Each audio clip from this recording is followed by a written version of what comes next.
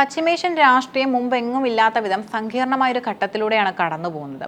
ഇറാന്റെ ഭരണകൂടത്തിന്റെ കരുത്തുറ്റ തൂണുകളിൽ ഒന്നായിരുന്ന അലി ലാരിജാനിയെ ഇസ്രയേൽ വധിച്ചുവെന്ന സ്ഥിരീകരണം പുറത്തു വന്നതോടെ ഇറാന്റെ പ്രതിരോധ നയതന്ത്രങ്ങളിൽ വലിയൊരു പൊളിച്ചെഴുത്തിന് തുടക്കമായിരിക്കുകയാണ്. ഇറാന്റെ പരമോന്നത തീരുമാനങ്ങൾ കൈക്കൊള്ളുന്ന സുപ്രീം നാഷണൽ സെക്യൂരിറ്റി കൗൺസിലിന്റെ അമരത്തേക്ക് ആര് വരുമെന്ന ചോദ്യത്തിന് ഉത്തരമായി ഉയരുന്ന പേര് മൊഹ്സെൻ റസായിയുടേതാണ്. ഈ മാറ്റം ഇറാന്റെ ഭാവി സൈനിക നീക്കങ്ങളെയും ഇസ്രയേലുമായുള്ള യുദ്ധത്തെയും എങ്ങനെ ബാധിക്കുമെന്നത് ലോകം ഉറ്റുനോക്കുന്ന ഒരു വിഷയമാണ്.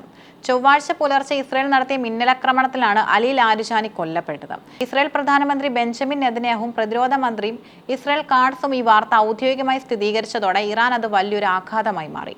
ഇറാന്റെ മുൻ പാർലമെന്റ് സ്പീക്കർ എന്ന നിലയിലും ദീർഘകാല സുപ്രീം നാഷണൽ സെക്യൂരിറ്റി കൗൺസിൽ അംഗം എന്ന നിലയിലും ലാരിജാനി വഹിച്ച പങ്ക് നിസ്തുലമാണ്. ഇറാന്റെ അണുശക്തി പദ്ധതികളെ സംബന്ധിച്ച് അന്താരാഷ്ട്ര ചർച്ചകളിൽ രാജ്യത്തിന്റെ ശബ്ദമായിരുന്നു അദ്ദേഹം.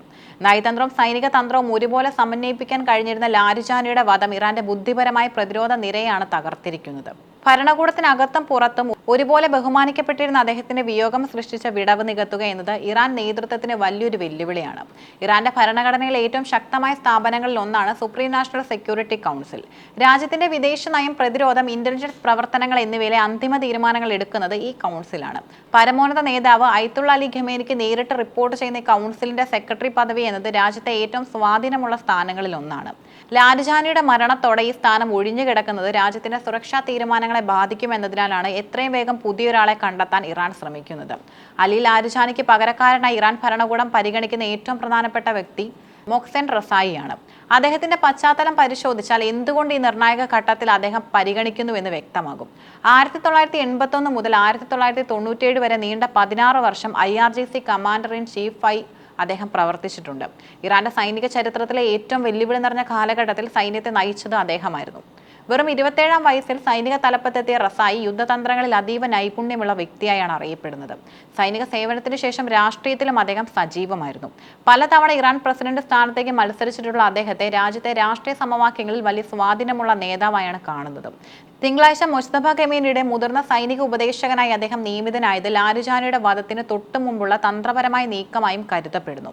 പരമോന്നത നേതാവിന്റെ കുടുംബവുമായി അടുത്ത ബന്ധമുള്ള റസായി കൗൺസിലിന്റെ തലപ്പത്ത് എത്തിയാൽ അത് ഇറാന്റെ ആഭ്യന്തര സുരക്ഷാ നയങ്ങളെ കൂടുതൽ ഏകീകൃതമാക്കും. ഇറാന്റെ ഭാവി നേതൃത്വത്തെക്കുറിച്ചുള്ള ചർച്ചകളിൽ പ്രധാനിയാണ് പരമോന്നത നേതാവിന്റെ മകനായ മുസ്തഫ ഖമേനി. അദ്ദേഹത്തിന്റെ വിശ്വസ്തനായ ഒരു സൈനിക ഉപദേശകൻ സുപ്രീം നാഷണൽ സെക്യൂരിറ്റി കൗൺസിലിന്റെ സെക്രട്ടറി ആവുന്നത് ഇറാന്റെ അധികാര കേന്ദ്രങ്ങളിൽ വലിയൊരു മാറ്റത്തിനും വഴിതെളിക്കും. റസായിയുടെ അനുഭവ സമ്പത്തും മുസ്തഫയുടെ രാഷ്ട്രീയ സ്വാധീനവും ചേരുമ്പോൾ ഇസ്രയേലിനും അമേരിക്കയ്ക്കും എതിരെയുള്ള ഇറാന്റെ നിലപാടുകൾ കൂടുതൽ കടുക്കുമെന്നാണ് വിലയിരുത്തപ്പെടുന്നത്.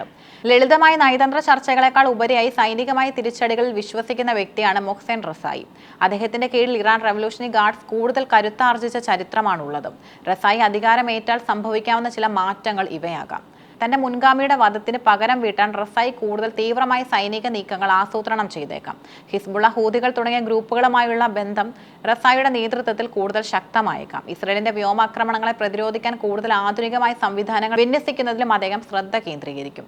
ഇറാന്റെ ഈ അധികാരമാറ്റത്തെ ലോകരാജ്യങ്ങൾ അതീവ ജാഗ്രതയോടെയാണ് കാണുന്നത്. അമേരിക്കൻ സഖ്യകക്ഷികളും റസായി ഒരു ഹാൻഡ്ലൈനായാണ് വിലയിരുത്തുന്നതും. നയതന്ത്രപരമായ ചർച്ചകൾക്ക് പകരം സൈനിക ശക്തിയിൽ വിശ്വസിക്കുന്ന ഒരാൾ ഇറാന്റെ സുരക്ഷാ തലവനാകുന്നത് പശ്ചിമേഷ്യയിൽ യുദ്ധം വ്യാപിക്കാൻ കാരണമാകുമോ എന്ന ആശങ്കയും പലർക്കുമുണ്ട്.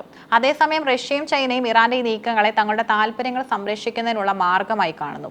അലി ലാരിജാനിയുടെ വധം ഇറാന് വലിയൊരു വ്യക്തിപരമായ നഷ്ടമാണെങ്കിലും മൊഹ്സെൻ റസായിയെ പോലൊരു പരിചയസമ്പന്നനായ നേതാവിനെ മുൻനിരയിലേക്ക് കൊണ്ടുവരുന്നതിലൂടെ തിരിച്ചടിക്കാൻ തയ്യാറെടുക്കുകയാണ് ഇറാൻ. ഇറാന്റെ രാഷ്ട്രീയവും സൈനികവുമായ തീരുമാനങ്ങളിൽ ഇനി റസായിയുടെ മുദ്ര പതിയും. ഇസ്രയേലുമായുള്ള സംഘർഷം ഒരു പുതിയ ഘട്ടത്തിലേക്ക് കടക്കുമ്പോൾ റസായിയുടെ നേതൃത്വം ഇറാന്റെ നിലപാടുകൾക്ക് എത്രത്തോളം കരുത്തു പകരുമെന്ന് വരും ദിവസങ്ങളിൽ വ്യക്തമാകും. പശ്ചിമേഷ്യൻ മണ്ണിൽ വീണ്ടും യുദ്ധകാഹളം മുഴങ്ങുമ്പോൾ ഈ അധികാരമാറ്റം സമാധാനത്തിലേക്കോ അതോ കൂടുതൽ വലിയ വിനാശത്തിലേക്കോ നയിക്കുമെന്നത് കണ്ടു തന്നെ അറിയണം.